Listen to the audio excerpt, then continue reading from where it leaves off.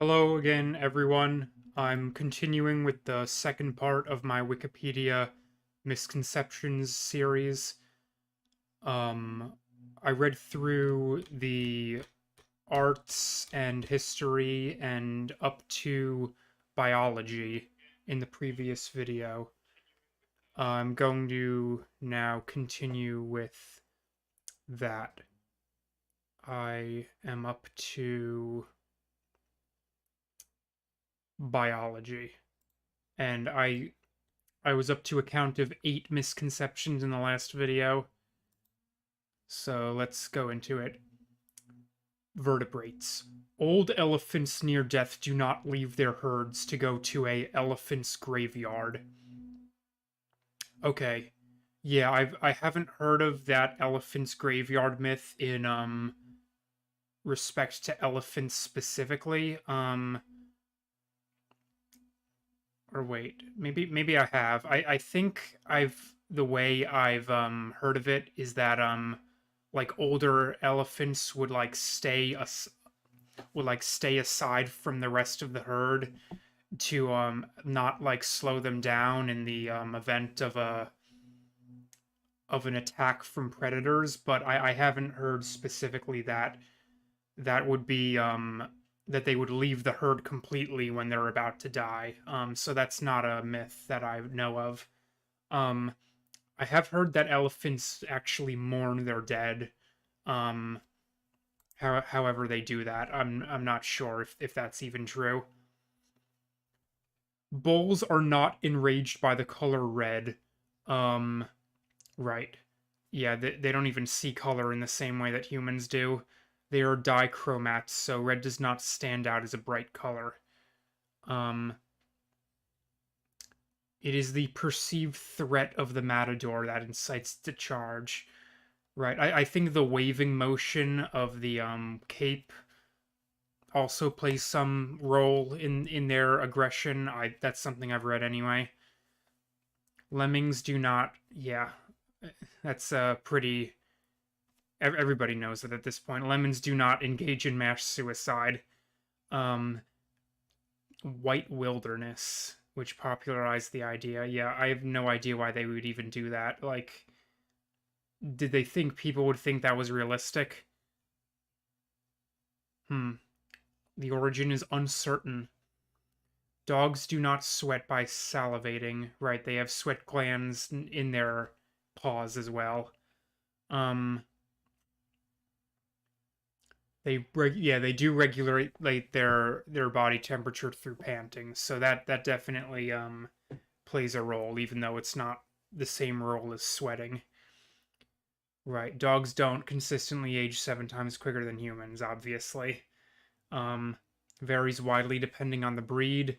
Giant dog breeds and English bulldogs have shorter lifespans. I think one of the longest lifespans among dogs is actually Chihuahuas, uh, which is interesting. You know, when their body proportions are so completely different from every other every other dog breed, and they end up getting the longest lifespan, or at least among the longest. Even though on average, smaller mammals tend to live shorter lives than larger mammals. Um, just to make a super wide generalization, I think that's interesting. The phases of the moon have no effect on the vocalizations of wolves. Wolves do not howl at the moon. Right. Yeah, they howl to assemble their packs. And just like to socialize and such. There is no such thing as an alpha in a wolf pack. Um, that early study had only observed unrelated adult wolves living in captivity. Right, I've read about that. Wolf packs operate like families. Parents are in charge of the young. Yeah, yeah. Bats are not blind. That is true. Mainly the microbat family use echolocation to navigate, and all bats have the capability of sight. Good. All right. Interesting. The megabats and the fruit bats have they don't use echolocation. I did not know that. I thought they would have used it as well. Contrary to allegory, frogs die immediately when cast into boiling water rather than leaping out. You see, that makes sense, but I think that's an overgeneralization. I think there are some frogs that would survive and maybe possibly be able to leap out. I'm sure it depends on the temperature as well. Uh, Past their critical heating maximum. Frogs will attempt to escape cold water. That is okay. Let me think. Okay, this part of the myth is something I actually believed. I did believe that if you boil a frog slowly, um, past its critical thermal maximum, it will not try to escape. And I have actually seen videos of that, where a frog just like stays in the slowly boiling water. Maybe that video was fake. Um, okay, I'm adding that to the list. The memory span of a goldfish is much longer than just a few seconds. True. Sharks can have cancer. Yeah, pretty much all species can have cancer. Most mammals anyway, and vertebrates. I think there's a species like the naked mole rat that has an extremely low or close to zero rate of cancer, and it's because of some like compound they have in their skin or something, which is interesting. Shark cartilage as a skin cancer prevention. I've never heard of that. Okay. Great white sharks do not mistake human divers for seal, nor are there pinnipeds. The sharks surface and attack much more violently. Attacks on humans are slower and less violent. Right. Yeah, I think the main reason why they even bite humans is to like sort of investigate them and suss them out. I think, sharks have a lot of nerves in their mouth and their nose area, and they're able to like sense foreign entities in their environment better if they get up close and bite them. Yeah, identification of unfamiliar objects. Snake jaws cannot unhinge. The posterior end of the lower jaw bones contain. Yeah, yeah. I mean, I don't think any species would intentionally dislodge its jaw. That would like probably break your bones or pull a tendon at the very least. That's not a good thing to do intentionally. Tomato juice is ineffective at neutralizing the odor of a skunk. It appears to work due to olfactory fatigue. For dogs that get sprayed, they recommend using a mixture of diluted hydrogen peroxide, baking soda, and dishwashing liquid. All right. Porcupines do not shoot their quills. Right. They can detach. The porcupine will deliberate back into attackers to impale them. Yeah. Like how would they even protrude? Do they have like a some kind of release mechanism? Do they have like a hydraulic pressure under the spines? I don't think so. Mice do not have any special appetite for cheese. Um, they prefer sweet, sugary foods. Before refrigeration, cheese was stored outside, and it was easy for mice to reach. Yeah, yeah. There is no evidence that the candiru can swim up the human urethra. Yeah, how would. No, no, that makes no sense. Piranhas do not only eat meat, but they are omnivores. Um, they only swim in schools to defend themselves from predators and do not attack. They very rarely attack humans. Yeah. Yeah, they even if they like attack you, they don't do a whole lot of damage. Um the hippopotamus doesn't what? Hipposudoric acid, a red pigment found in the hippo skin secretions. Um is white or whatever. Okay. Does this what? What? Okay. The Pacific red tree frog is the only frog species that makes a ribbit sound. What? The misconception that all frogs make a sound comes from use in Hollywood films. There's no way that's true. I have seen frogs in person that have ribbited. I've heard frogs here in North America that have made a ribbit sound. Like maybe this writer is using a very technical definition of what constitutes a ribbit versus a croak. I don't care about that. I've heard frog sounds that very clearly are what I would consider to be a ribbit personally. I disagree with this qualification. Right. Yeah, the cry associated with the bald eagle is that of the red-tailed hawk. Bald eagle vocalizations are much softer and chirpy. I knew that.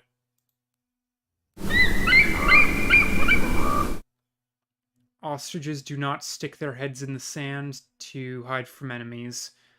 Um, Possibly popularized by Pliny the Elder, who wrote that ostriches imagine that their whole body is concealed. Okay, yeah, I've never even seen that myth outside of like Looney Tunes or like really old cartoons. I don't think that's been a misconception that's widespread for the past couple decades at least. Yes. I mean it's a sound. If it's a sound it can echo. It can be difficult to hear from humans under some circumstances.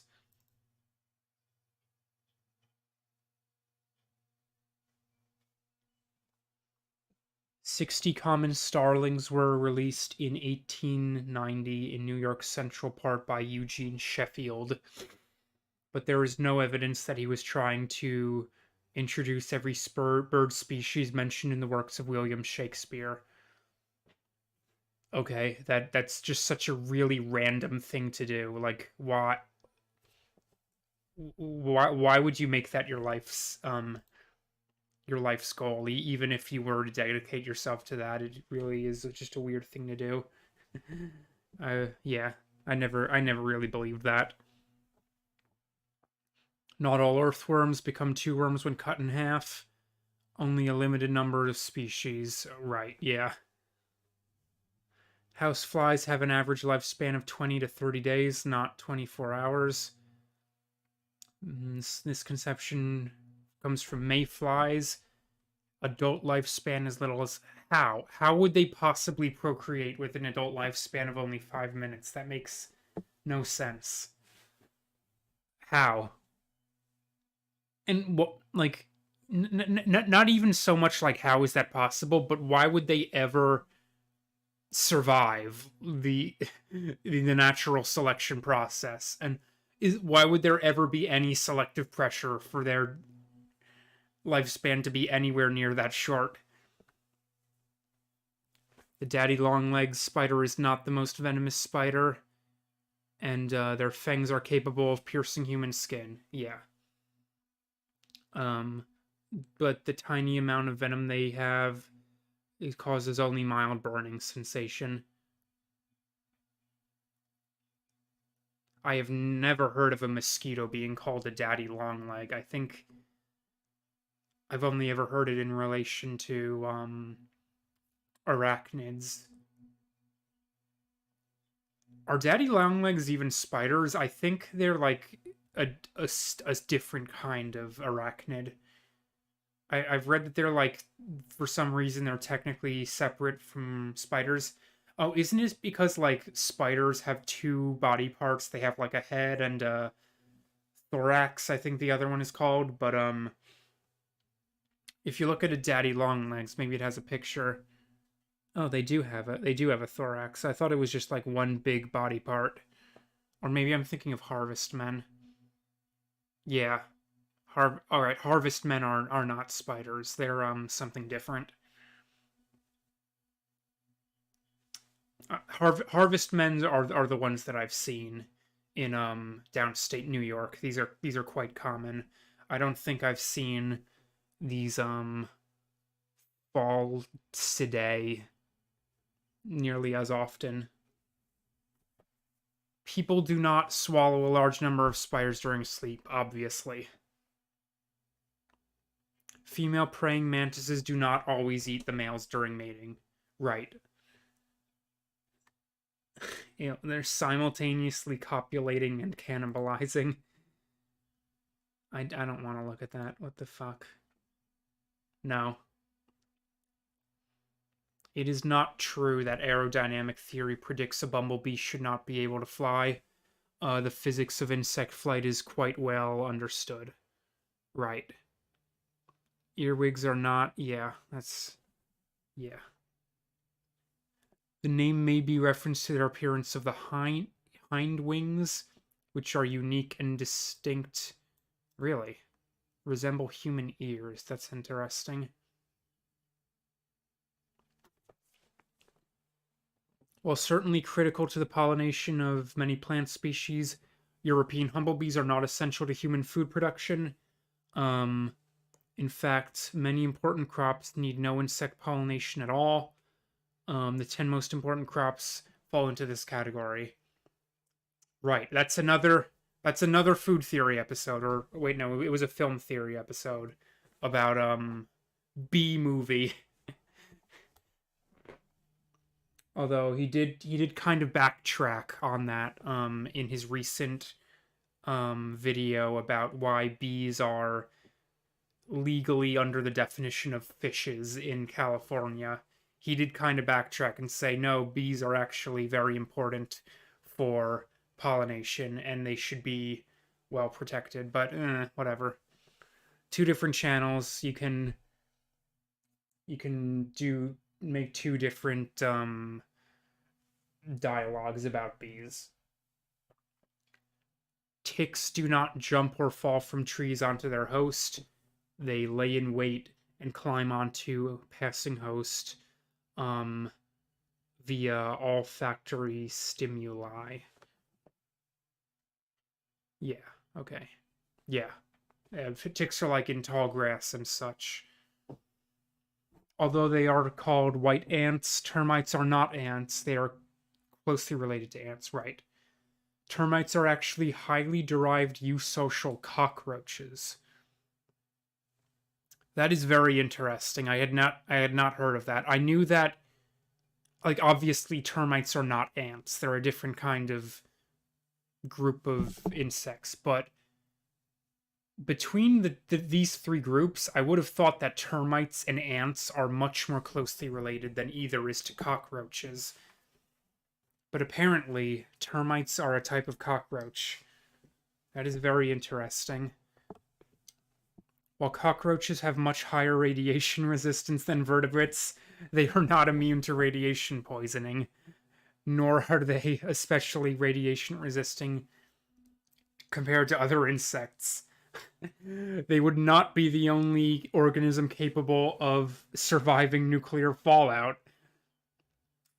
Since not all cockroaches molt at the same time, many would be unaffected by acute bursts of radiation, although lingering and more acute radiation they would not survive a direct nuclear blast. Oh, you think? You think if I dropped a nuke on a cockroach colony, they wouldn't be vaporized?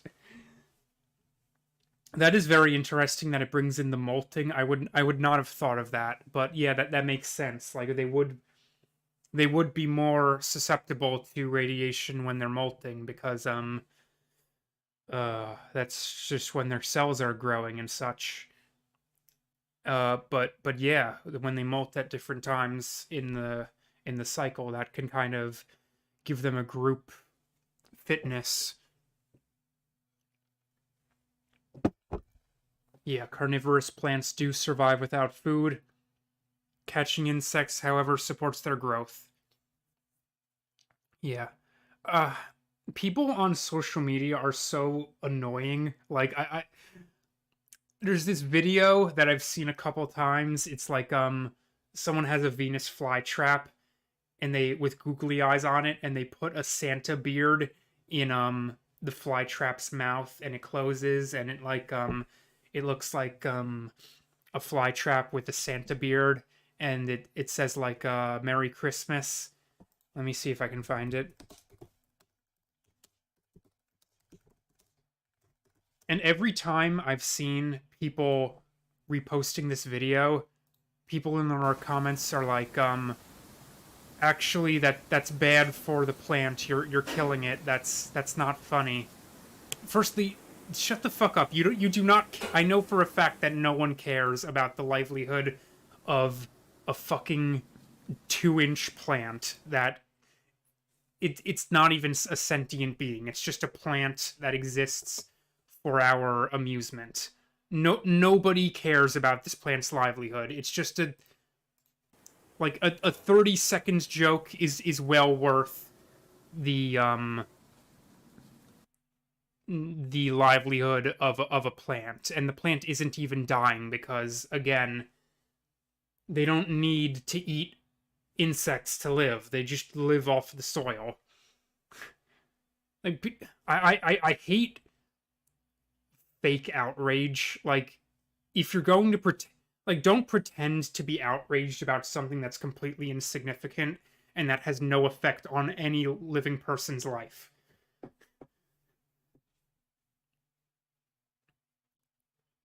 Poinsettias are not highly toxic to humans or cats, though they are mildly irritating to the skin and stomach. Okay, yeah. Sunflowers do not always point the sun. Um, they face a fixed direction all day long, right? But they do not necessarily face the sun. Yeah, the immature buds track the sun. So they when they're growing, they can move around. They can kind of like turn around to face the average most intense direction of the sun, but that's not something they regularly do. Like throughout the day, they're not going to keep tracking the sun all day long because it's not so easy for them to move like that when they're grown. Yeah, mushrooms, obviously, fungus, not a plant. Okay. And that is interesting. Fungi are more closely related to animals than to plants. I would not have thought of that. The word theory does not imply scientific doubt, right? It's I don't want to pull up the exact legal scientific definition of theory right now, but it's like a well attributed, well tested um body of knowledge that or explanation of the natural world that has been corroborated. Yeah, with the accepted body of evidence. The theory of evolution does not attempt to explain the origin of life or of the development of the universe. Obviously, that's that's several millions, hundreds of millions of years from the origination of the universe to the origination of life on Earth. Okay. Evolution does not progress from inferior to superior organisms, and it does not necessarily result in an increase in complexity. Right. They can just make them more fit for the environment. A population can become more simple or have a smaller genome. The atavistic and central genetic traits can reappear. Yeah. De-evolution is a misnomer because it implies that they can only evolve backward or forward or in the wrong direction, right? Let me think of an example. Like, blind fishes. Like there are fishes that live in caves, and although they have eyes, they're significantly less developed other related species of fishes that have eyes and they can't see, because there would be no there would be no evolutionary prerogative for them to have the ability to see in these underwater caves where it's always dark. So yeah, they evolved from a previous group that did have well developed seeing eyes, but they became more simple as to not waste the evolutionary genetic growing resources of developing eyes and the energy that it takes to maintain those eyes metabolically.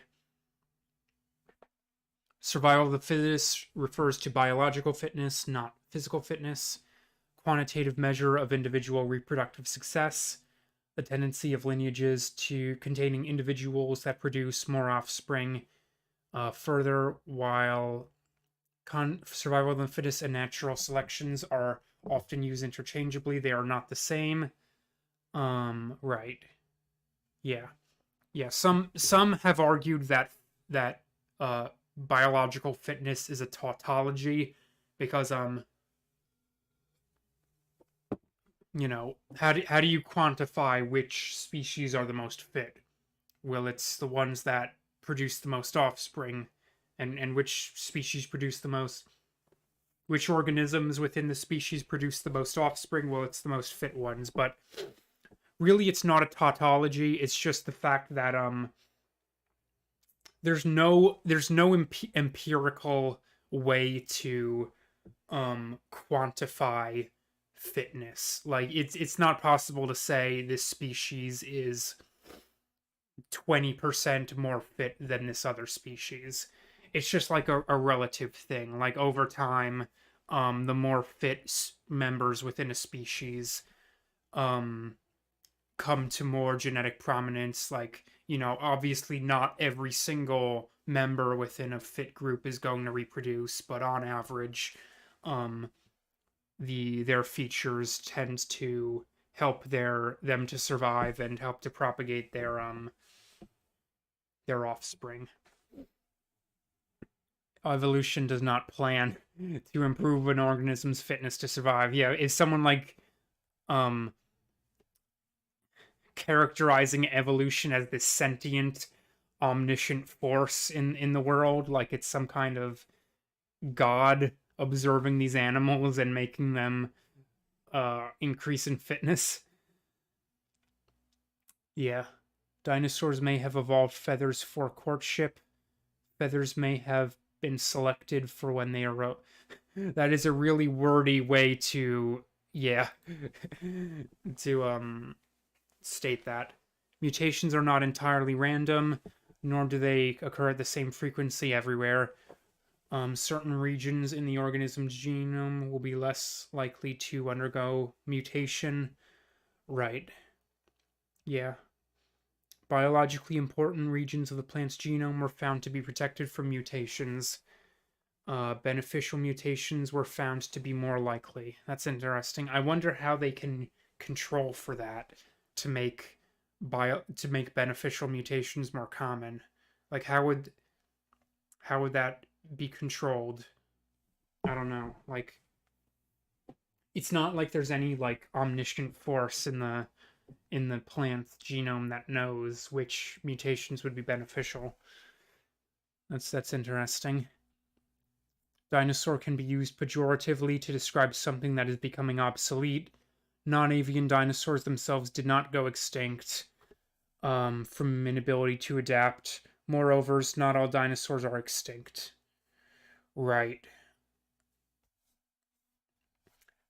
Birds are theropod dinosaurs, are consequently dinosaurs are not extinct. Okay. Like, I think, yeah, if you trace the exact genetic lineage of dinosaurs, it does go into modern birds, but in my mind, modern birds are so completely different from what we commonly call dinosaurs. They shouldn't even be in the same category. Like, birds and dinosaurs should be two different categories. Um, even if they're genetically related, it just doesn't make sense to lump them together. Um, yeah, like humans are, and really all mammals and vertebrates are genetically descended from worms, but you're not going to say that humans are a type of worm because they're so completely different in their features. Mosasaurus, Ichthyosaurus, Plesiosaurus, and other aquatic Mesozoic diapsids were not dinosaurs, right? Despite their many cultural depictions, they were actually lizards. Okay, sure. Dimetrodon is often mistakenly called a dinosaur, um, or called a contemporary dinosaur. I don't even know what that is. Non-mammalian synapsid. So how would it be a contemporary dinosaur if it's extinct? What? That makes no sense. Pterosaurs also not dinosaurs. Just three different groups of things that are not dinosaurs. I get it. I get the point. There are a lot of reptiles that are not dinosaurs. But birds are dinosaurs for some reason.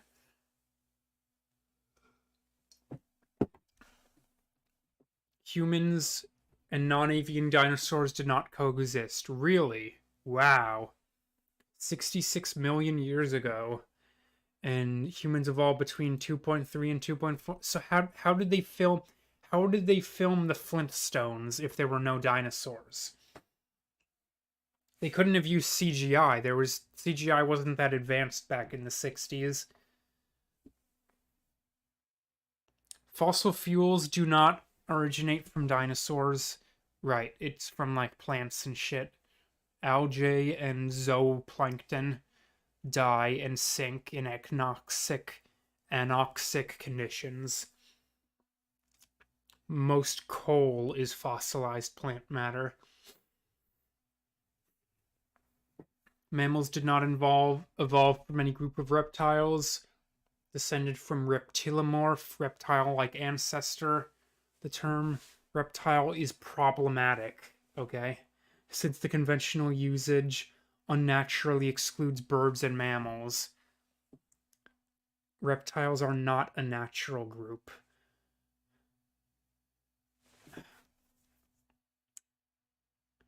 I think most of these aren't even widely held misconceptions. This is just some reptile nerd who is editing Wikipedia trying to show off his immense knowledge of reptiles and their classifications. Like, okay, maybe with a super technical scientific definition, reptiles are, as we know them, like lizards and snakes and Komodo dragons and shit, aren't a natural group. But no one cares about that. For 99% of conventional uses, the word reptile is understood just fine to mean a certain group of species that are distinct from mammals and birds. And like what is this even trying to say? Mammals did not evolve from reptiles. They evolved from a reptilomorph. But the reptilomorph must have been a reptile too, because like if this editor is being so completely inconsistent whether or not they think reptiles is a group that exists. Either it doesn't exist or as a real group, or it does exist as a group and it includes mammals and birds and the groups of species that we would commonly call reptiles and this reptilomorph, whatever the hell this is. So yeah, this is not something that needed to be stated. This is just some lizard nerd trying to show off their immense knowledge. Like, for common uses of the word reptile, reptile works just fine. They have a few features that are in common: scaly skin, they're cold-blooded. Other features, maybe not every single reptile checks off every single box, but they are distinct enough from birds and mammals that, if you were to show anyone a lizard or a snake or whatever, they would very likely be able to tell you, yeah, that's a reptile. Okay. Anyway, humans and other apes are old world monkey. The word monkey is often used to describe only those simians which possess tails. Right. Um, thus excluding Barbary apes and the true apes. This is taxonomically invalid. Apes are thought to be a sister group of monkeys. Shows that they are deeply nested within the monkey family tree. Um, you know, I yeah, I mean, I do know the word monkey in common usage, even among scientists, is to refer to the ones with tails, but I have also heard of the phrase old world monkey being used to refer to humans and other apes as well. Although humans evolved from apes, they did not evolve from either the living species chimpanzee or bonobos, or any other living species. They did have a common ancestor. The most recent common ancestor was about between 5 and 8 million years ago. Yeah. What was the most recent ancestor? I think it has a name. Isn't it like Sahelanthropus? Maybe that's like the most recent common ancestor of um apes and humans. Maybe that's not for all old world monkeys, but yeah. Humans are animals. No, I'm a fungus personally. I'm built different. Glass does not flow at room temperature as a high viscosity liquid. Although glass, you know, shares some molecular properties with liquid, it is a solid. Yeah, obviously. Old glass, which is thicker at the bottom, comes from the production process, not from a slow flow. No such distortion is observed in old other glass. Yeah, obviously this is not a liquid. If you couldn't tell, this is not flowing. Like how could anyone think glass is a liquid? Most diamonds are not formed from highly progressed coal. Yeah. They're formed in conditions of extreme heat and pressure far below the Earth's surface. Coal is formed much closer to the surface. Diamonds are not infinitely hard. Yeah, how would anything be infinitely hard? Although they are the hardest known material on the Mohs scale, they can be stretched by other diamond. Is that true? Isn't there a mineral that's even harder than a diamond?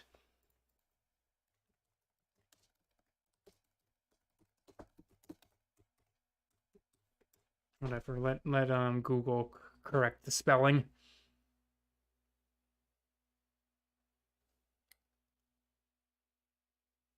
Ions dowlite.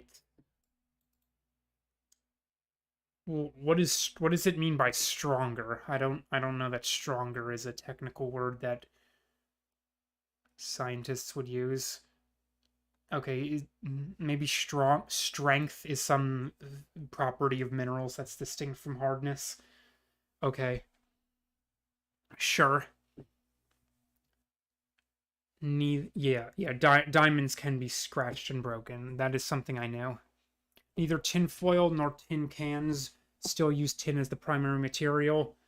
Um, Tin cans now primarily use steel or aluminum. Yeah. Tin foil is obviously a misnomer. We use aluminum, but I actually did believe that tin cans used tin as their main material. No, they're steel cans. They're aluminum cans. Like what? Like what is the point of people continuing to use the word tin can? Like that doesn't even work from a marketing perspective because like tin is thought of as a soft, low quality metal. Like it's a cheap metal.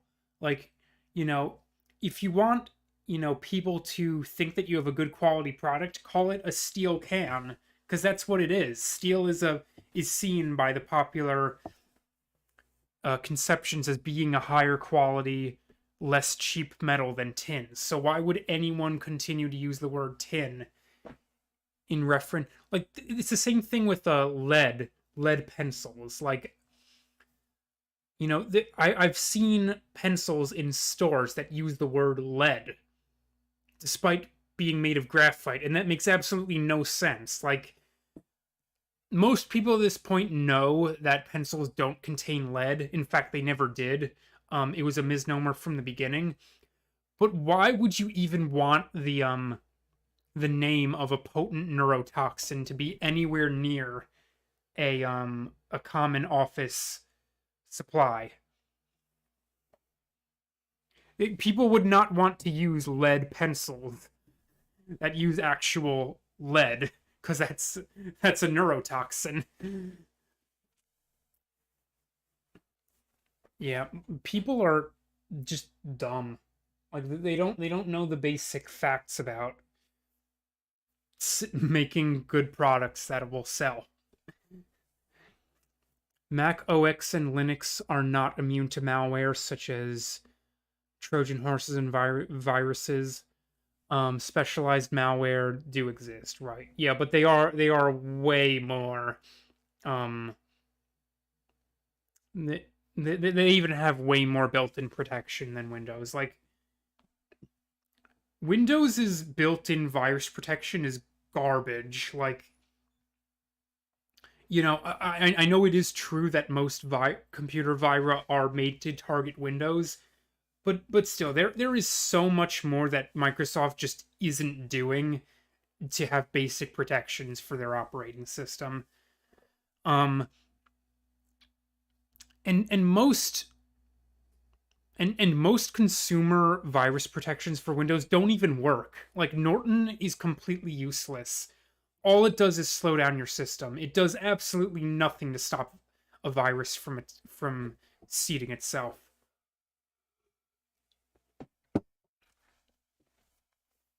The deep web is not primarily full of pornography, illegal drugs, or stolen bank details. This information is found in the dark web. Much of the deep web consists academic libraries, databases, and yeah, not anything not indexed. Yeah, like even like Mario Kart um online servers are part of the deep web because you can't just like go onto a regular browser and log on to the Mario Kart online server. You need like specialized hardware and the right game. This is such a completely random detail to include. Stolen bank details. Why would anyone even put that on the deep web? Like, are they trying to sell it? Like, you could, if you have someone else's bank credentials, just like, presumably you would want to use that to steal their money. Then just steal their money. What? Why even put that on the deep web? Keep it to yourself. Submerging a oh, no, I skipped one. Private browsers such as incognito mode do not protect users from being tracked by websites or ISPs. Such entities can use information such as IP address and user accounts. Right. True. But a VPN can definitely mask your IP address. Submerging a mobile phone does not shown to be effective at repairing them from water damage. Right. Yeah. Yeah, common desiccants such as silica gel are better than rice. Yeah. The total number of people living in extreme poverty has decreased over the past several decades. Uh, Most people think that it has increased or stayed the same. Hmm. This depends on how the poverty line calculation is used. If metric is used instead of one, yeah, yeah, well, yeah, it has decreased somewhat. All right, human population is expected to peak and begin to fall during the 21st century. Not if Africa has anything to say about that. Improvements in agricultural productivity are expected to meet anticipated increase in demand for resources. Human overpopulation scenario seems unlikely. Well, at this point, it's not even the agriculture that's the problem. It's minerals and energy that are going to be the problem. Um, our mineral consumption is just so high, and it's going to continue to increase. And there's going to be less minerals to mine, and it's going to cause more environmental damage to get them. So yeah, that's going to be a problem if we don't find a way to rein in our mineral consumption and make it more renewable. Monopolists do not try to sell items at the highest possible price, nor do they try to maximize profit per unit. They try to maximize total profits. All right, well, you don't know that. You don't know every single monopolist and their exact um goals and methods. I'm sure that there are some monopolies that do try to maximize uh, profit by each unit. Like this is just too much of a overgeneralization to be worth including.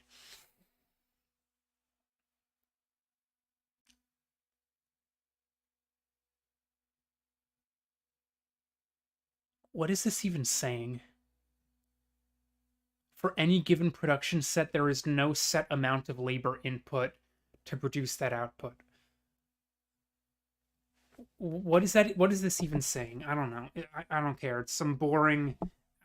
I hate economics. Like, economics is just such a boring, snobberish um, field of study. Income is not a direct factor in determining credit score. Credit score is impacted by available credit. Yeah, whatever. The US publicly overestimates the amount spent on foreign aid. Right. Much more common is um foreign harm. We spend much more money harming people in other countries, sending bombs to destroy them. In the US, an increase of gross income does not reduce one's post-tax earning, right, due to putting one in a higher tax bracket.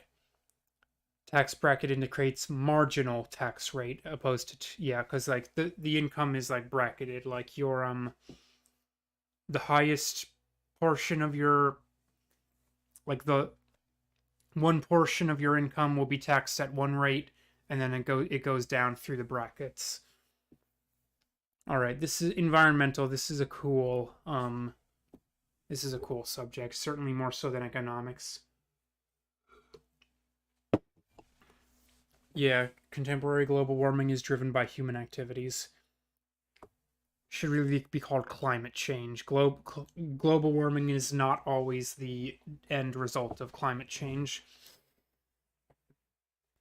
Yeah, scientific consensus on climate change, atmospheric greenhouse gases, CO2, methane. Yeah. Global warming is not caused by a hole in the ozone layer, right? separate problem caused by chlorofluorocarbons. CFCs are also a strong greenhouse gas, right? And the ozone is actually recovering. The hole is significantly smaller than it was a few decades ago. Cooling towers do not emit smoke or harmful fumes. True. Lightning can strike the same place twice. Yeah, obviously. A lot of buildings have lightning rods for the exact purpose of deflecting lightning multiple times. Right. 23 times per year. I think I actually mentioned this statistic in one of my cyber chase videos. Wow, how many years ago was that? But I did not find that. I don't think I found that um in this exact article. Heat lightning does not exist as a distinct phenomenon. What is heat lightning?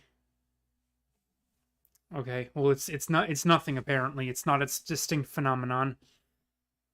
The Yellowstone caldera is not overdue for a supervolcano eruption. Yeah. And then the whole thing that's scary about it is scientists can't really accurately estimate when it will um erupt. They don't know. It could be next month, it could be in a few years. They don't know. There's really no way to accurately estimate that. So yeah, of course it's not overdue for an eruption.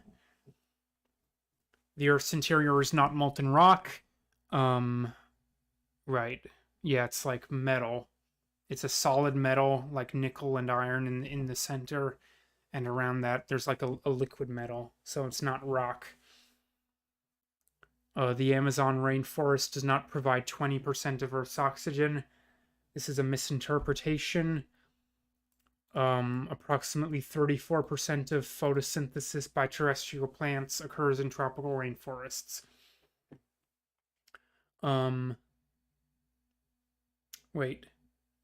Due to respiration by the resident organisms, all ecosystems have a net output of approximately 0, and the oxygen currently present in the atmosphere has accumulated over billions of years.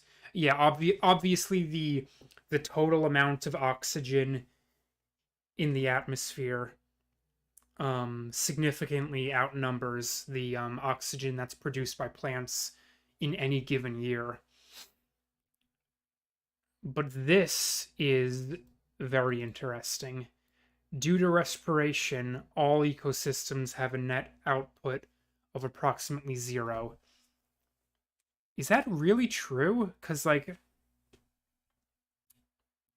let me think about that. Wow. Because, like, I would have thought that the amount of plant matter in the Amazon rainforest significantly outnumbers the number of animals and other species that would draw in the oxygen. I would think when you have that much plants in one place, it would have a net effect of putting more oxygen into the atmosphere than it takes out, but apparently that's not true. So I'm adding that to the misconceptions.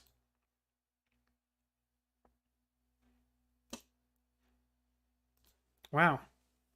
The Cape of Good Hope is not the southern tip of Africa, which is the Cape of Agulhas. Yeah, obviously this is more south than that.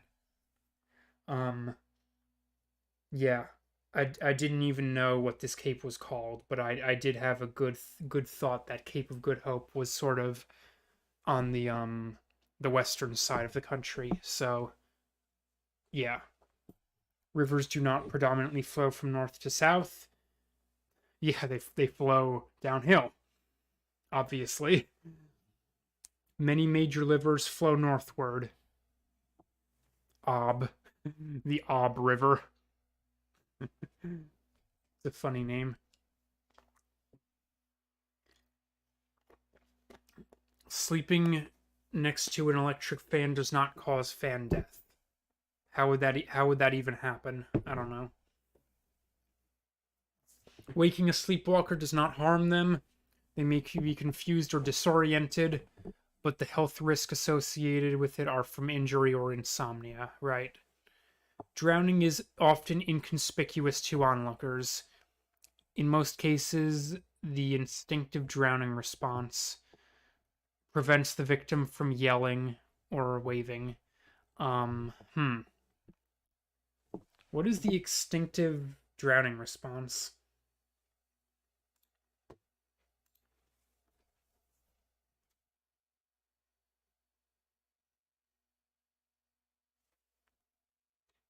Okay, this is a long article. I'm not going to read all of this, but okay, yeah. Apparently, we have an instinctive response. Though apparently, it's not a very good response if it makes it so that people can't really tell very clearly if you're drowning. Human blood in veins is not blue, obviously. It's red because of hemoglobin. Globin. Subsurface scattering, right? Yeah. Exposure to a vacuum does not cause the body to explode or internal fluids to boil. Yeah, this is not Total Recall. However, fluid in the lungs or mouth can boil at altitude above the Armstrong limit. What is that? Is that the limit at which Neil Armstrong would have his fluids boil in his body if he went out without a spacesuit? Yeah. Yeah. Stretching before or after exercise does not reduce muscle soreness. Right. It's really just about avoiding pulling a muscle or something of that nature. Um,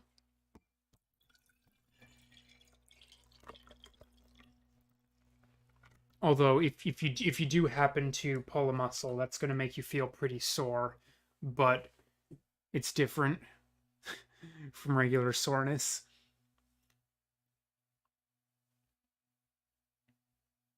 Swallowing gasoline does not generally require special emergency treatment as long as it goes in to the stomach and not the lungs. Inducing vomiting can make it worse. I wonder why that is. Urine is not sterile. Yeah, obviously. It is not sterile. It's full of bacteria and waste and bad stuff. You don't want to get in your body again. You want to get that stuff out. Sudden immersion into freezing water does not typically cause death, but rather from the cold shock response, right? Yeah, that's true. Cremated remains are not ashes in the usual sense. Dry bone fragments are swept out of the retort and pulverized. High speed blender. Yeah, into ashes or cremated remains. Okay, yeah. I mean, obviously, like, cremated remains are different from, like, if a human body were to just be burned with regular fire, but yeah. Alveoli are not tiny balloons that expand and contract. I don't know what that equation is. As it is taught, the tissue structure is more like a sponge. That is interesting. I actually did think that alveoli sort of resembled balloons, because that's how it's represented in so many diagrams. Half of body heat is not lost through the head. Yeah, covering the head is more effective at preventing body heart. Obviously, the more of your body you're covering, the more heat you're not losing. Heat loss is proportional to the exposed skin. Yeah, body heat is not half of body heat is not lost from the head. Master Miller was wrong about that. He misled you, Snake. That should have been one of the early indicators that he was He was a sneaky guy. Not. He was untrustworthy.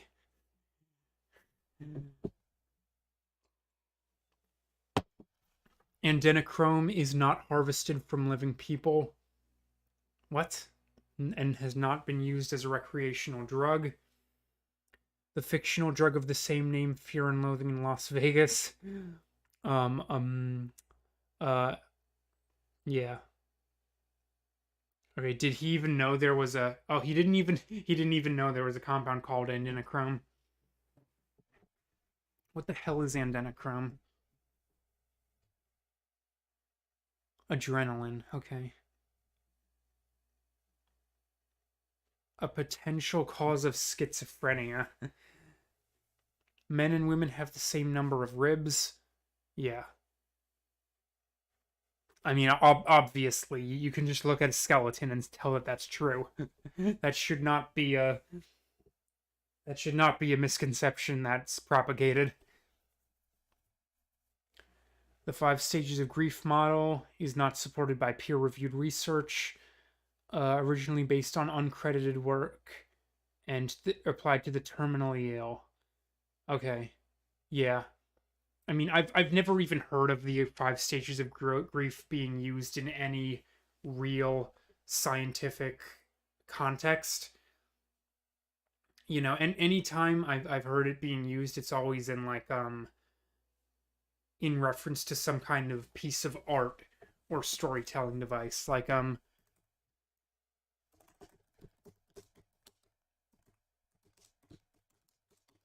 I think the game Majora's Mask uses the stages of grief as like a kind of metaphor for like the story progression. But I've never heard them even being used in a clinical context. Because obviously every person deals with grief differently. Although bananas contain radioactive isotope, um, far too low to. Who the fuck thinks you're gonna get radiation poisoning from bananas?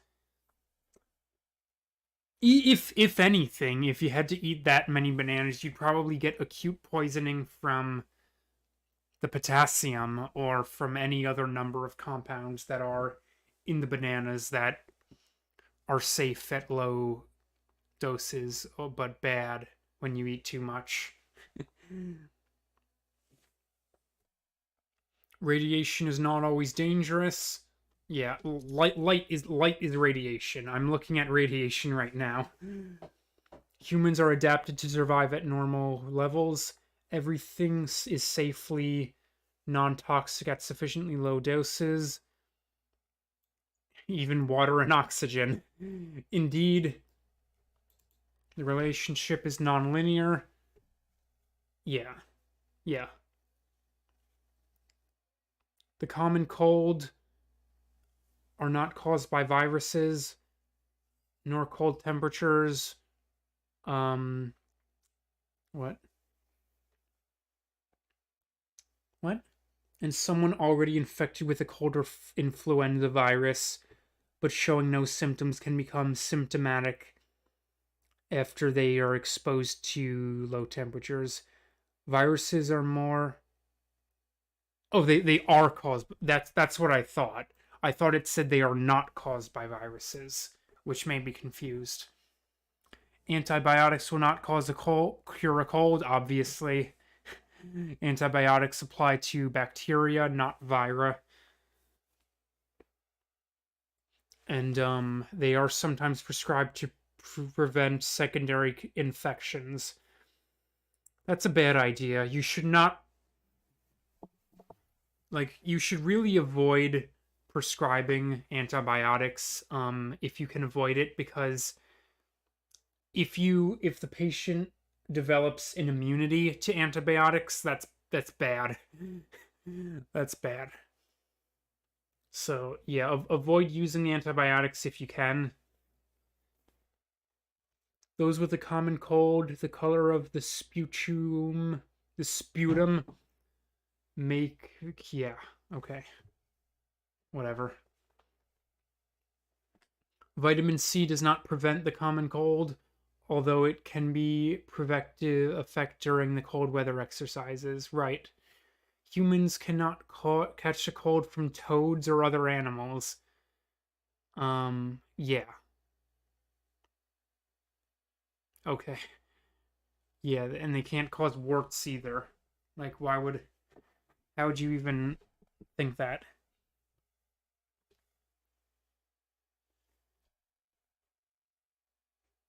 Cracking one's knuckles is not a good. What? It's too bright in here. I have hard time seeing the words even. Yeah. Yeah, cracking one's knuckles does not cause osteoarthritis. Bathing does not cause dry skin and can be beneficial. Right. There have never there have never been any programs to provide access to dialysis machines in exchange what? In exchange for pull tabs on beverage cans. What?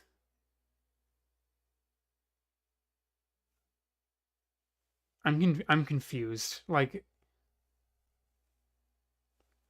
I would assume that's like a charity thing. Like if people like if people recycle enough cans, they'll generate enough money to buy dialysis machines. But the way this is worded, it looks like they're talking about a rumor of people directly exchanging beverage can tabs for dialysis machines. How would that work? High dietary protein intake is not associated with kidney disease. Um, while a significantly increased protein intake is associated with changes in renal functions, there is no evidence that this effect persists in the long term. Okay, yeah, but high protein intake is associated with other diseases like heart disease and cancer. Rhinoceros home, yeah. Yeah, that's a myth. Leprosy is not autodegeneratively as common supposed. It will not cause body parts to be damaged or fall off. Leprosy causes rashes to form and may degrade cartilage and, if untreated, inflame tissue. Leprosy is only mildly contagious. Hmm. Saroth, a biblical disease, may be the source of myths about the disease. Okay. Yeah. Yeah, leprosy, it just like causes rashes and degradation of the cartilage. Rust does not cause tetanus infection. Right. Yeah, tetanus is caused like a virus, I think. No, a bacterium. I knew that. I just got confused for a second. It is a bacterium found in dirty environments. Um, yeah. Many people associate rust with tetanus. Quarantine has never been a procedure for those with combined immunodeficiency, despite the condition's bubble boy syndrome, as it is portrayed. Right. A bone marrow transplant is the earliest standard course of treatment. Okay. Gunnison, Colorado did not avoid the 1918 flu pandemic by using protective sequestration. The implementation did prevent the virus from spreading outside a single household. Yeah. Okay, yeah, I had never heard of Gunnison, Colorado. Antibiotics are not effective are ineffective in treating many diseases, and their overuse is not without risks, right? Yeah. They are not effective at vira at all, pretty much. They're really just for bacteria. A frequency of side effects in medication package inserts. What? Okay, I mean,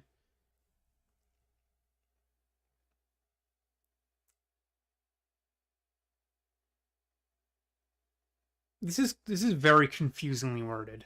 Like, to some extent, the effects of the side effects are caused because of the drug. Like, if you don't take the drug, you're less likely to have the side effects associated with the drug.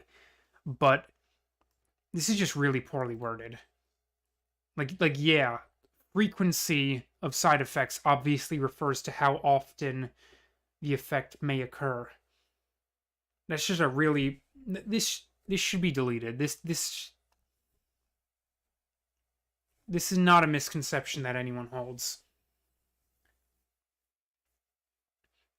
A dog's mouth is not cleaner than a human's mouth. Yeah, if anyone wants to test that, please go kiss a dog's mouth. Let me know how that turns out. There is no peer-reviewed scientific evidence that crystal healing has any effect beyond the placebo. There is a scientific consensus that currently available food, yeah, no greater risk, just because like every food that we eat is genetically modified.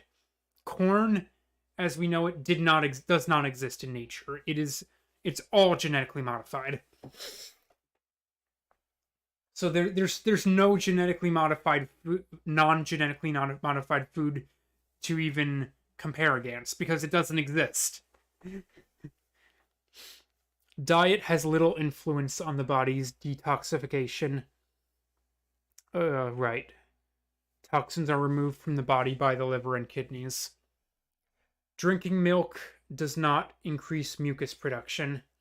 Yeah. Yeah.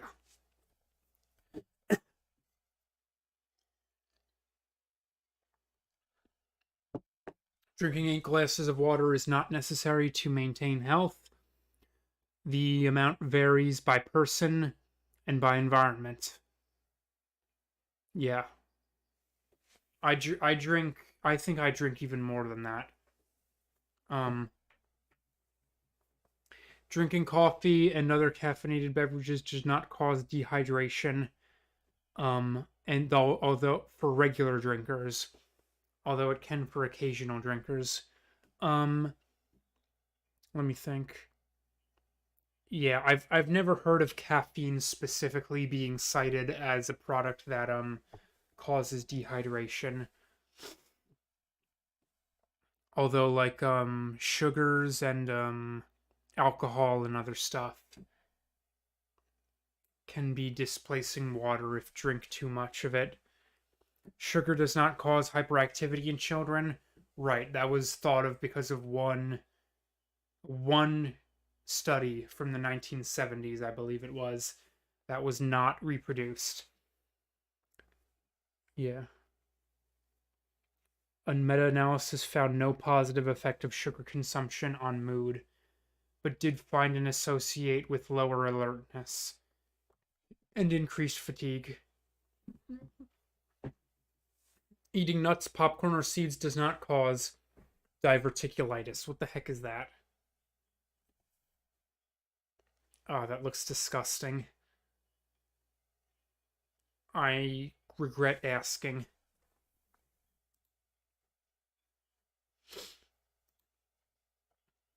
Eating less than an hour before swimming does not increase the risk of experiencing muscle cramps or drowning.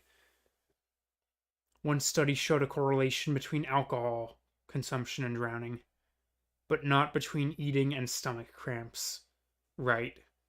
Yeah, I never believed that. Vegan, vegetarian diets can provide enough protein. Yeah. The position of the dietetic association that properly planned vegetarian diets are healthful, nutritionally adequate. Yeah. And the average American eats way too much protein, and that contributes significantly to um, our high rates of heart disease and cancer and obesity. Most people should be looking to reduce their protein um, intake, at least in the developed West. A vegan does require supplementation of vitamin B12. Consuming no animal products does increase the risk of deficiency in vitamin B12, omega 3 fatty acids, and sometimes iodine.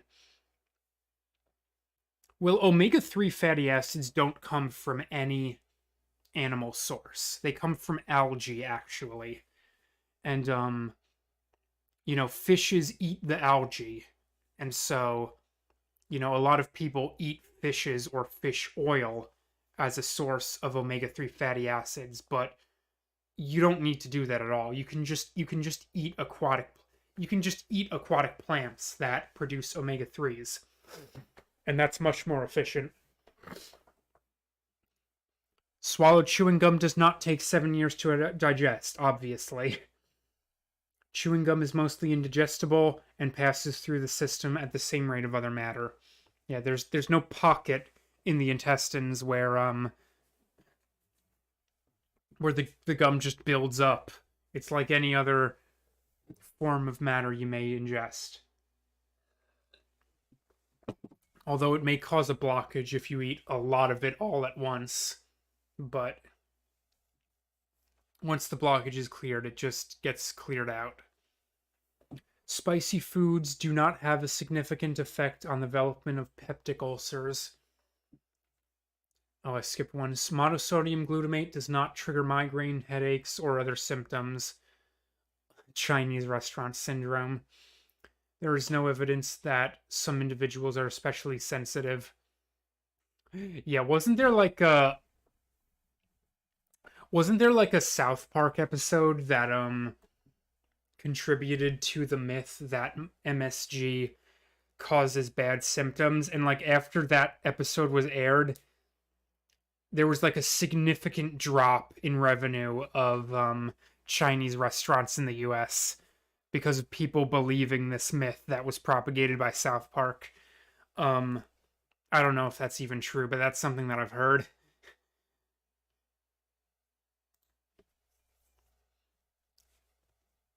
The beta carotene in carrots does not enhance night vision beyond normal levels for people. Only those with a deficient vitamin A.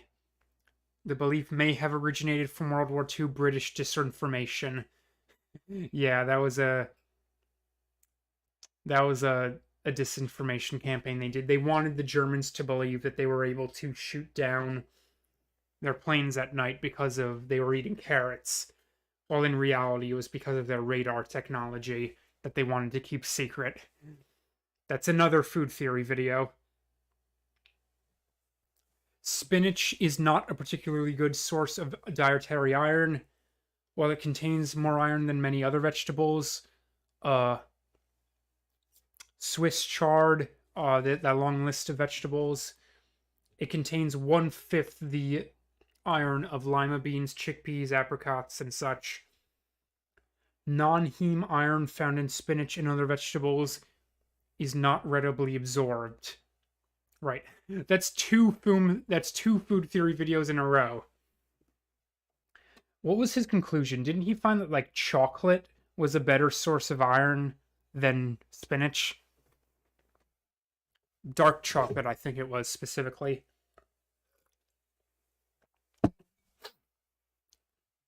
Yeah, most cases of obesity are not related to slower resting metabolism. Resting metabolism does not vary much between people. Yeah.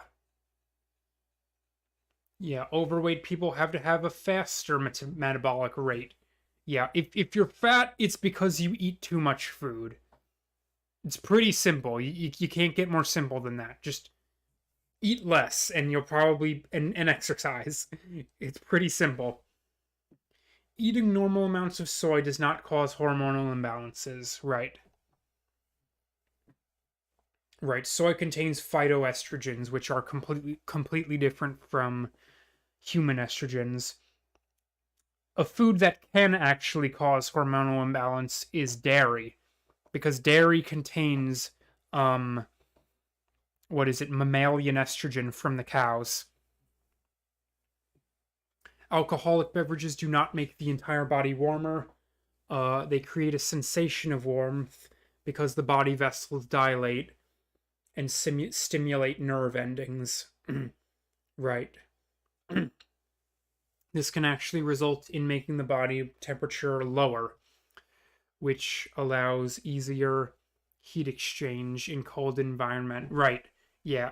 Drinking alcohol makes you significantly more susceptible to hypothermia. Alcohol does not necessarily kill brain cells.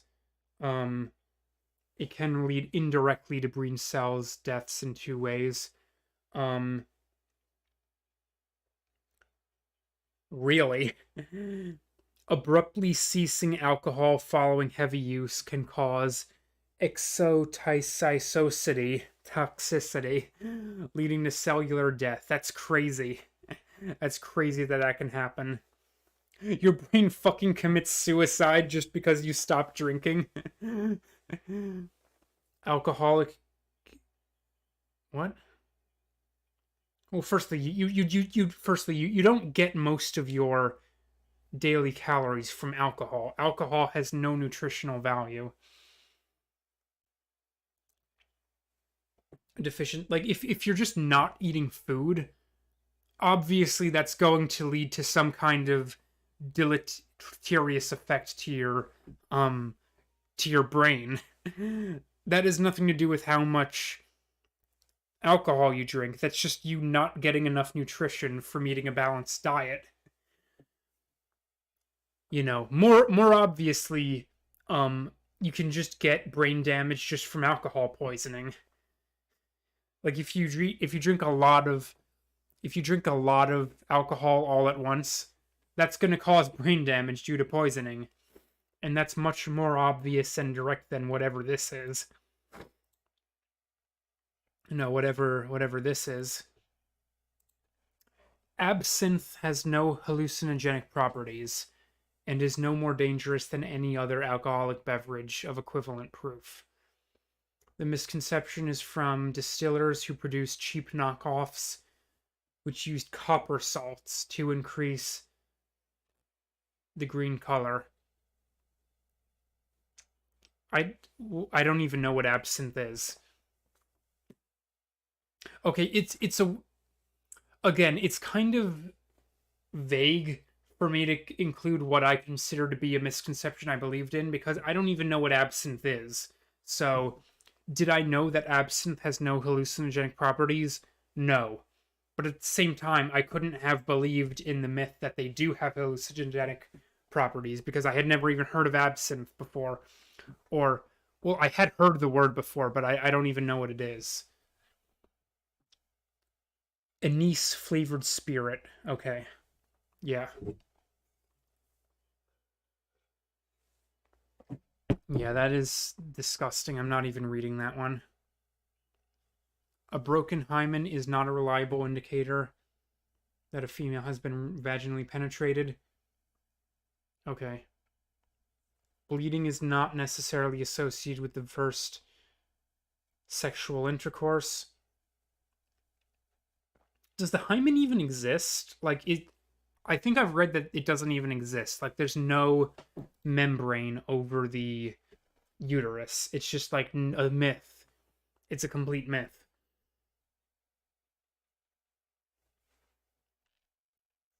Race and hand size and foot size. All right, hand size and foot size, but there definitely is a well attested correlation between race and penis size. It is well known that people in Central Africa and to a lesser extent in South America have larger penises on average than most people. While pregnancies from first cousins do carry an elevated risk of birth defects, this effect is exaggerated. The risk is 5 to 6% compared to a baseline of 3 to 4%. The effect of inbreeding depression becomes more noticeable if isolated and maintained for several generations. Right. Yeah, it needs to be several generations of I wonder if siblings have a significantly higher risk of birth defects compared to cousins. Probably, but again, it's probably greatly exaggerated in the popular consciousness, the effect to which it is.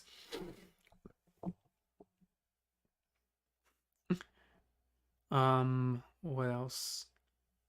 Having sex before a sporting event is not physiologically detrimental to performance. In fact, it has been suggested that sex prior can increase male testosterone levels.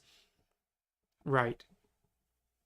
It can probably affect females too. Like, doesn't that MMA fighter Ronda Rousey, hasn't she like bragged that she has sex several times in the days going up to a sporting event, and that helps her hormonal levels and her performance? I mean, if that works for her, good on her. um, there is no definitive proof of a vaginal G spot. Okay, yeah, yeah. I mean, it's the clitoris that is the main point of um sexual pleasure in the human female body, but yeah, there isn't like another G spot that's somewhere deep in the vaginal canal. Closeted homosexuality is not correlated with internalized heterosexism. Yeah, but there is anecdotal evidence that that's often something that happens. The menstrual cycles of women who live together do not tend to synchronize. A 1971 study made that claim. Okay, you know what? That is a myth I've heard, and I've never heard it being debunked. So I guess I did sort of believe it in a certain way. And yeah. So I'm adding that to the list. The onset of puberty does not begin earlier than it did historically. The average onset of a child's growth spurt occurs between age 10 and 12. Okay. Yeah. True. Water-induced wrinkles are not caused by skin absorbing the water and swelling, right? They are caused by the autonomic nervous system. Yeah, and I think the point of the wrinkling is to get better grip in the water. Like, when the skin is wrinkled, somehow that makes it easier to grip objects underwater. I can't even remember the last time I had wrinkled skin due to water. It was something that very commonly happened to me when I was a young child. Even if I would go in the pool for like maybe 30 minutes at a time, I would get visibly wrinkled skin on my fingers. But yeah, that has not happened to me in several years. Um, Even when I go into the water for long periods of time, my skin still looks normal. So I guess that's a nervous response that happens more often in children. Maybe I'm just different. A person's hair and fingernails do not continue to grow after death. Obviously, you're fucking dead. It's not going to continue to grow.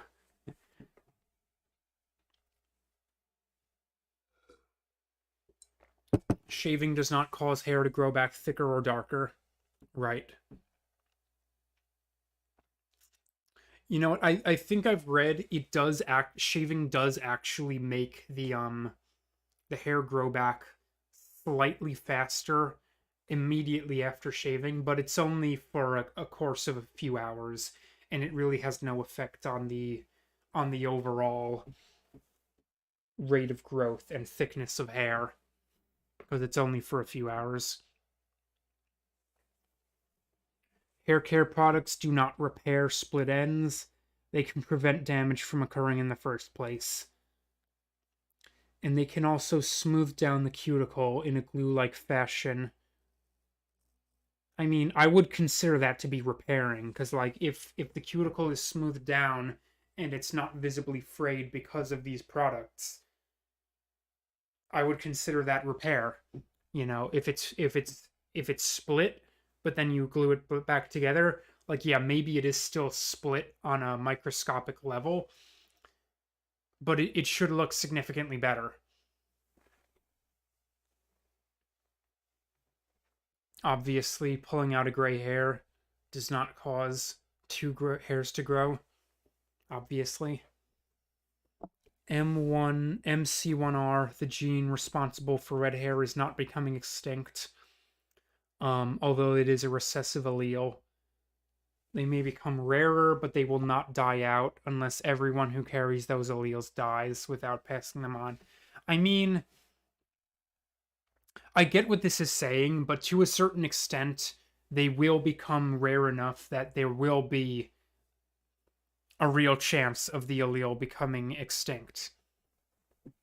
Like, you know, if red hair continues to be rarer and rarer, it will eventually become to the point that no one has rare. Like, it'll take thousands, maybe tens of thousands of years to get to that point. But it is something that could happen. Acne is mostly caused by genetics. Okay. Although certain medications can cause it to become worse. Yeah. Dandruff is not caused by poor hygiene, though infrequent hair washing can make it more obvious. Alright. Yeah. James Watt did not invent the steam engine, nor were his ideas inspired by a kettle lid. He improved on the already successful Newcomen atmospheric engine. Okay. Yeah. Although the guillotine was named after the French physician Joseph Ignace Guillotin, he did not invent it, nor was he executed with it. He died peacefully. Good for him.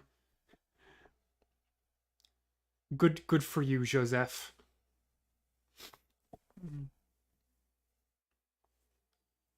Thomas Crapper. Wasn't he mentioned earlier? He did not invent the toilet. Yeah. Alexander Cumming developed and patented a design for his S-trap flushing mechanism. However, Crapper did much to increase the popularity of the flush toilet. Yeah, and he held 9 pound. The ball cock. Okay. Thomas Edison did not invent the light bulb. True. He did, however, develop the first practical light bulb, carbonized bamboo, shortly prior to Joseph Swan, who used cellulose filament.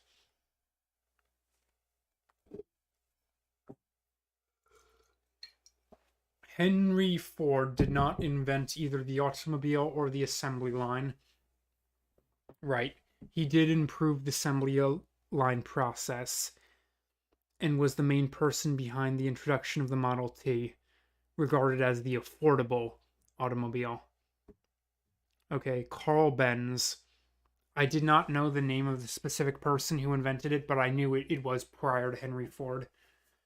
And, yeah, the assembly line as well did exist before Ford. He just significantly streamlined and popularized the process. Al Gore never said he invented the internet. During my service in the United States Congress, I took initiative in creating the internet. I mean, creating and inventing, are they basically the same thing? Kinda.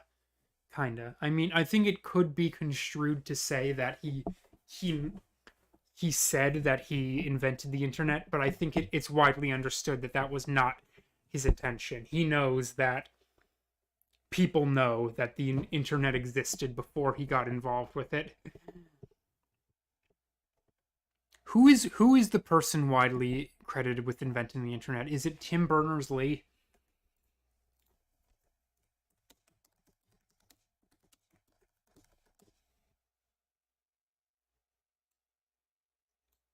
Oh, they what the heck? It No one person invented it. ARPANET.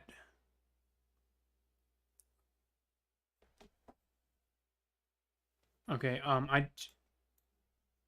that was weird. Okay, it opened in a new tab, and for some reason it wouldn't let me move or resize the tab. So I don't know if you could even see that on the stream. There's an entire article on Al Gore and information technology. Good for him. No, it didn't get in the stream, whatever.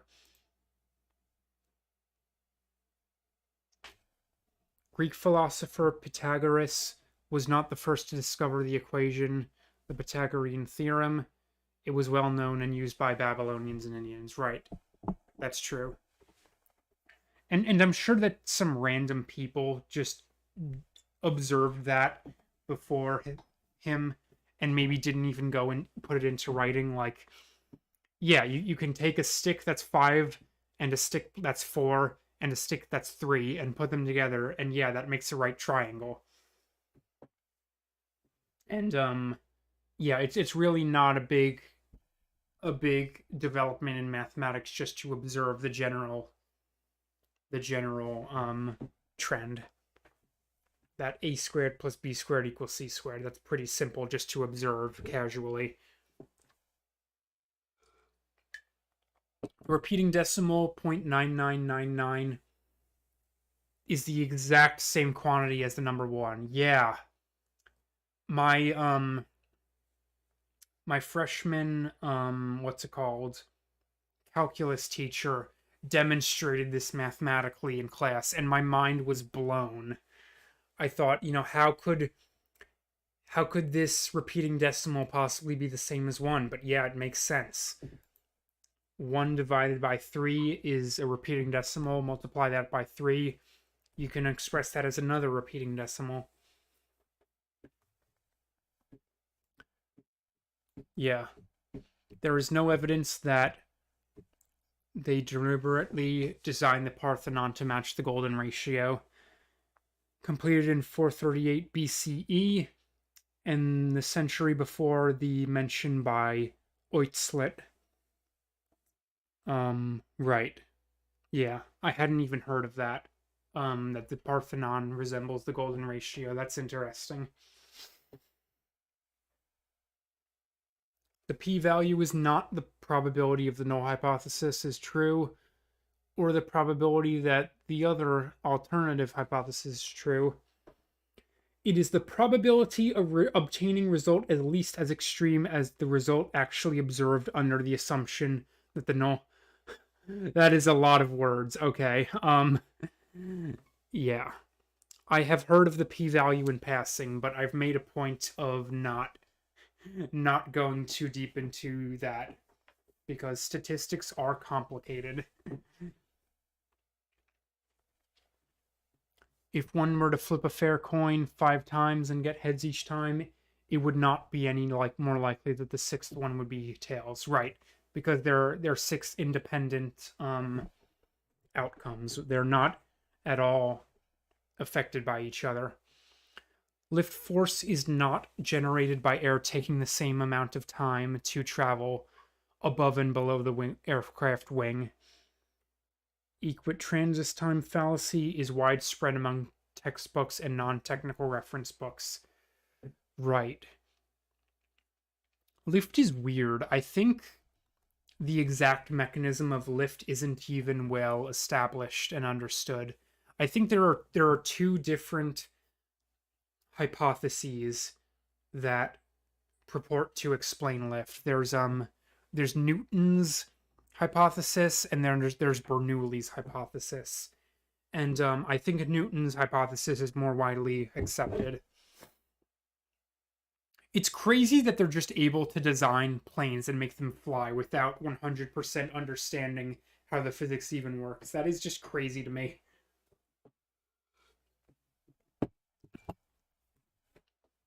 Bernoulli again. He makes his return. Blowing over a curved piece of paper does not demonstrate Bernoulli's principle.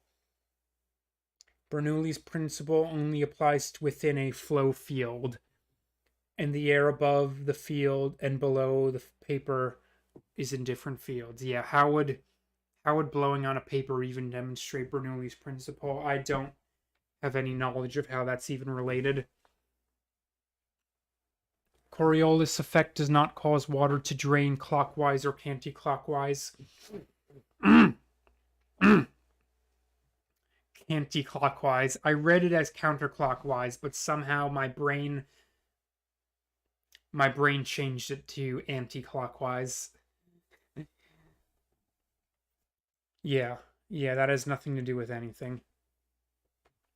Neither gyroscopic forces nor geometric trails are required for a rider to balance a bicycle or to demonstrate stealth stability. Right. A penny dropped on the Empire State Building would not kill a person or crack the sidewalk. It is too light and there is too much air resistance to do much damage, since it reaches terminal velocity after about 50 feet. I mean, would it kill a person? Probably not, but I think in some circumstances maybe it could. Like a really old, frail, feeble person. Yeah, maybe a penny could give them the extra burst of injury necessary to finally just kill them outright. But yeah, a normal person would not be killed.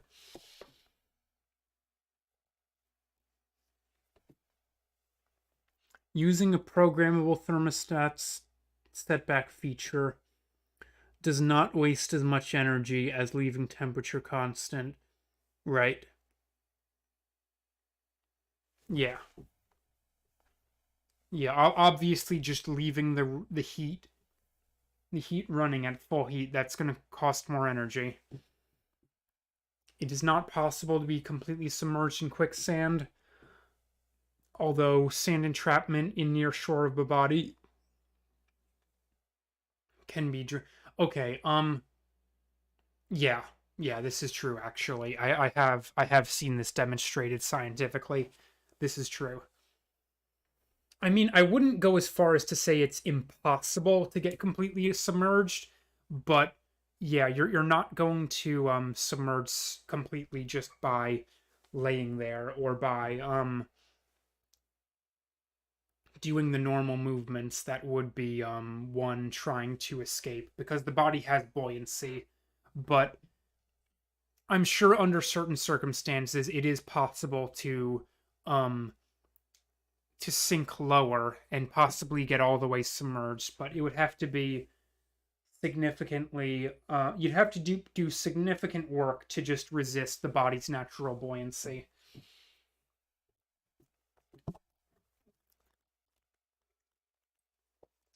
Quantum entanglement does not allow faster than light communication. Yeah, despite it commonly being characterized as spooky actions at a distance. Certain experiments cannot be explained with local realism. Yeah. I've I really don't understand how quantum entanglement even works. I've seen it explained in passing in a few TV shows like Morgan Freeman, the Morgan Freeman show. I don't even remember what it's called.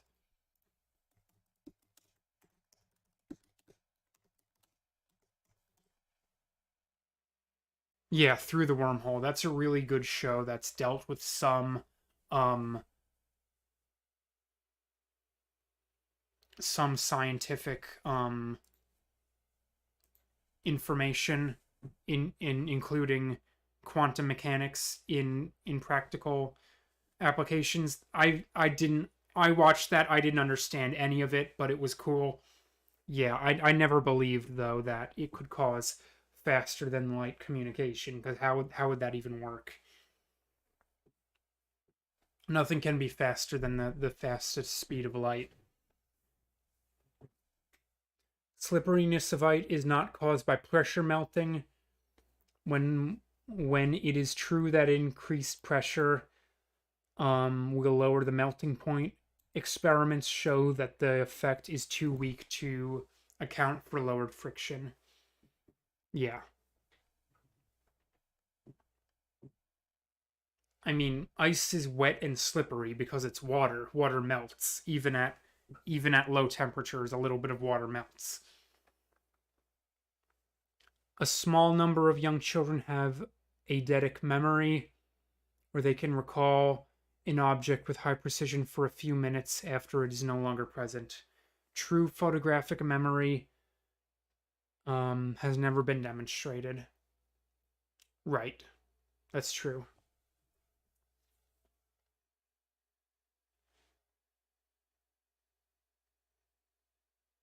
Yeah. I mean, a problem with the idea of photographic memory is that it's impossible to test.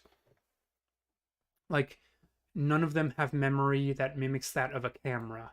Well, humans don't have the ability to explain their memories with the amount of precision that a camera would would show. Like maybe maybe a child could remember an extremely precise account of what happened, but they would not be able to explain that in words with the amount of precision that would be required to determine whether or not it's really photographic memory. Because, our memories are just locked in our brains. We can express them to others to a certain extent, but some amount of detail is always lost in the expression. So it's really untestable whether or not true photographic memory even exists.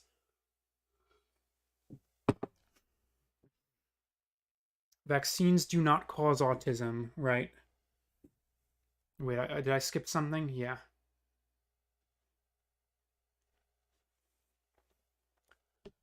The phases of the moon do not influence fertility, cause a fluctuation in crime, or affect the stock market. There is no correlation between lunar cycle and human behavior.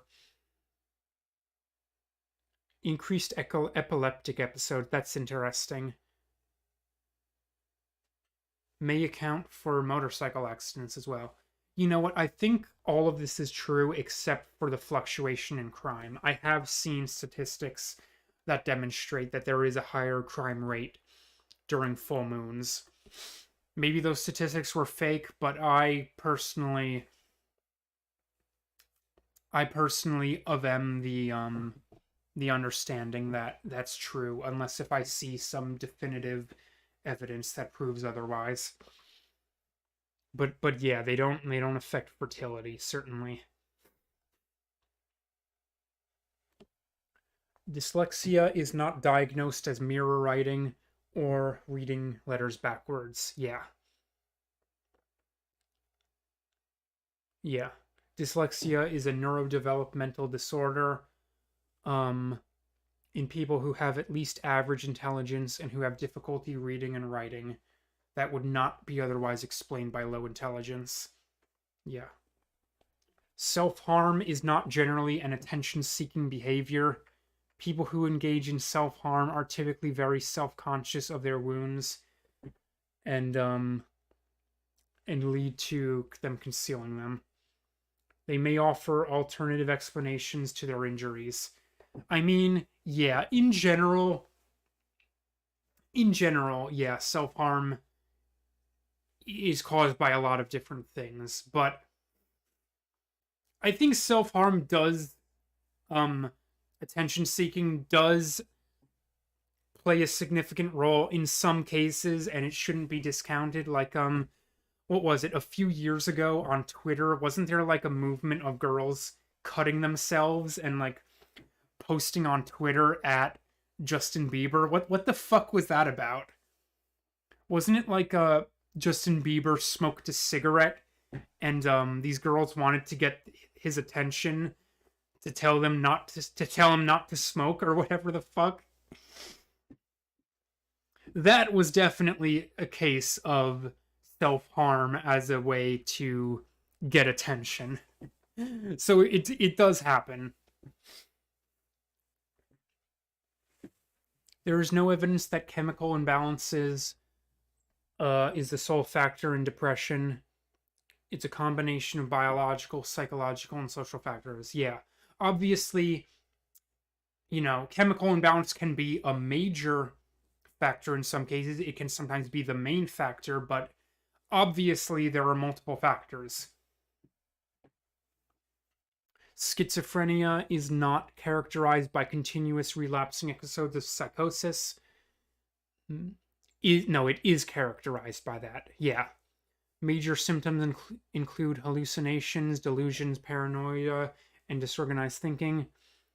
Social withdrawal, decreased emotional expression, apathy. The Greek root schizen and phrein, to split and mind, splitting of the mental functions. It does not involve split or multiple personalities or dissociative identity disorder. Yeah. Which mental illness does Johann Liebert have? That's the one that I want. Not all pedophiles commit sexual child abuse. Using the psychiatric definition of pedophile, nor is all child sexual abuse committed by pedophiles. Right. Right. It is a disorder. Adults experiencing primary or exclusive sexual attraction to prepubescent children. Right.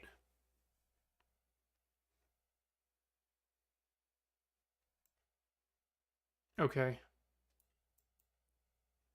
What even immoral behavior are we referring to? That's just way too vague to even be worth worth even thinking about or having a misconception about. Like, what did he? Is there a myth that he murdered someone? If there is, obviously that didn't happen.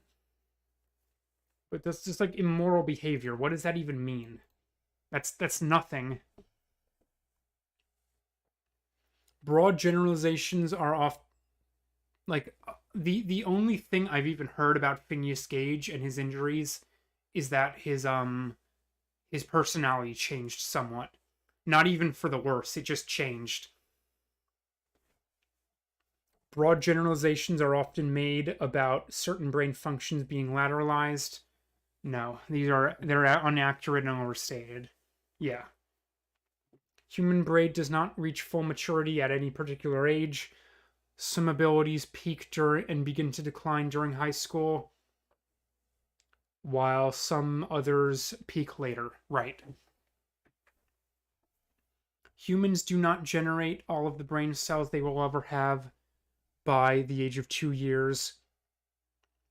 It is now understood that new neurons can be created after infancies. Good. People do not use only 10% of their brains. Yeah, obviously, you have a full brain, you're using it. A small minority of brains are actively firing at any one time. A healthy human brain will normally use most of their brain over the course of the day. Yeah, that's fucking. What was that fucking Morgan Freeman movie with the scientist trying to uh find the full potential of the brain, and this woman develops like psychic powers? That's so stupid.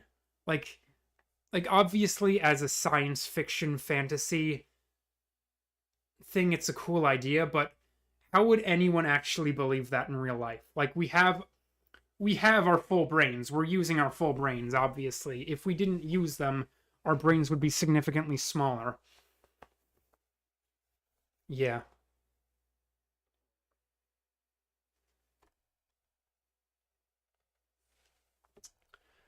Infants can and do feel pain. Yeah, didn't they used to do like open heart surgery on conscious infants? That is like, why would anyone even think that infants don't feel pain? Like, obviously they scream out when they're hurt, and they're humans. Like they have human senses. They should be able to feel pain like anyone else.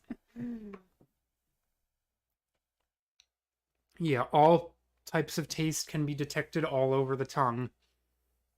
Obviously, like where would anyone even get the idea that a certain sector of the tongue only tastes certain tastes? You can so easily disprove that. And the parts of the tongue don't look any different from each other. There are not four primary tastes, but five: um, bitter, sour, salty, and sweet. There is also umami. That's a Shokugeki no Soma reference. Fat does interact with the receptors. Remains inconclusive. What about like nutmeg? I feel like nutmeg is like a different kind of taste that doesn't like fall nicely within the conventional definitions, the conventional categories. Humans have more than five. Yes, this is a cool subject. There are more than five senses. They can be variously categorized up to 20. Wow. Sight, smell, taste, touch, hearing, as identified by Aristotle. There's also balance and acceleration, pain, body limb position, and temperature. Yeah, temperature is a distinct from just regular sensation of touch. Other senses that are sometimes identified are sense of time, echolocation. Humans don't have echolocation. What the heck? No. Itching, pressure, hunger, thirst, fullness of the stomach, need to need to urinate or defecate. Oh, my poop sense is tingling. No, I don't think that's a distinct sense. I think that's just the ability to sense pressure in your colon, which is a normal sense. This I think is the coolest one. The ability to sense blood carbon dioxide levels. Yeah. If you hold your breath for a long time, the CO2 levels in your blood will raise, and you can actually sense that. It's this, people usually characterize it as pain, but it's not pain in the conventional sense that you feel when you like prick yourself. It's a different kind of sensation that's like caused by the high CO2 levels, and it feels very uncomfortable and unpleasant, but it's different from conventional pain, which is very cool. All right, how long have I been streaming? Just about 2 hours. Wait, what is this? Is this the end of the list? That is a lot of citations. Wow, I thought this list was longer than it was just because of how many citations there are. Okay, well, since I'm here, I'll finish it. The Bermuda Triangle does not have any more shipwrecks than mysterious disappearances. Right, that's true. Toilet water is never intentionally jettisoned from aircraft. It's collected in tanks and emptied into toilet waste vehicles. Blue ice is caused by accidental leakage. Passenger trains, on the other hand, have indeed historically flushed onto the tracks. And more recently, the Dave Matthews Band has been known to dump feces onto passing boats. Automotive batteries stored on concrete floors do not discharge any faster than they would on other surfaces. What? How would that even work? How would concrete cause the batteries to drain faster? Early batteries with porous, leaky cases may have been susceptible to moisture from floors. But yeah. Yeah. Okay. Well, that's the end of the list. It took me about 4 hours to get through all of them, and I believed in a total of 13 misconceptions that I had thought previously, but that I found to be untrue because of this list. Cool. Yeah, I knew a great number of things about the things here. I do. There are a few things in here that I don't particularly like how it's written. Like not even necessarily that I disagree with the factual basis of what the article is saying, but some of these just come off as so fucking smug. Like, this. Actually, irregardless is a word. You're wrong if you think that irregardless isn't a word. Like, shut up. Why does the editor have to be so fucking smug and just discount people for their very reasonable understanding that irregardless should not be used as a word? Not because it's wrong or it's ungrammatical or anything, just because it makes no sense. Like, that is a legitimate pre um what's it called? That is a legitimate disposition that a lot of people have. And like yeah, this doesn't even um acknowledge the actual problem of using the word irregardless. The word irregardless. It doesn't even engage with the how nonsensical it is. So, yeah, but overall, I think this is an interesting list. All right, well thank you for watching.